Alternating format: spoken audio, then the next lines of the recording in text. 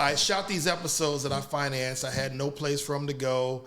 I didn't know what I was going to do with them. And then, through a few different connections, I end up in a meeting in Baltimore at TV1, meeting the powers that be that make the decisions on what gets on this network. I tried to take it to a few other places. I couldn't get meetings. Right. Took it to BET. I took it a bunch of different places.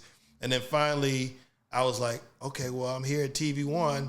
I don't know what kind of money they got, but they black. So, and I got some black product. So hopefully we can, make something pop.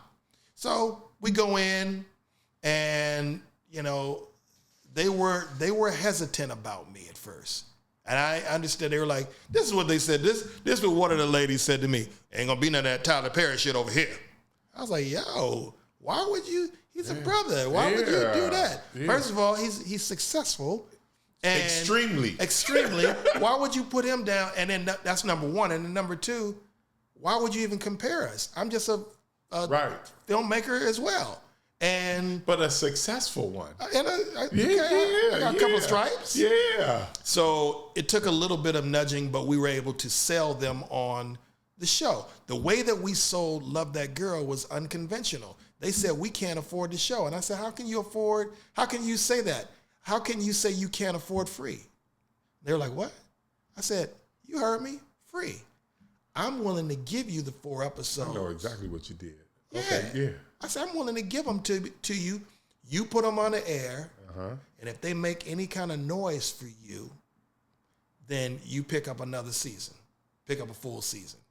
So they were like, so you just going to give it to us, no money?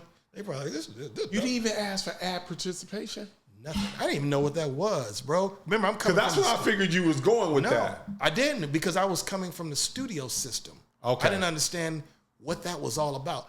I learned more about show business after the Jamie Foxx show. After reaching the pinnacle of success, I learned more after that than I ever knew before.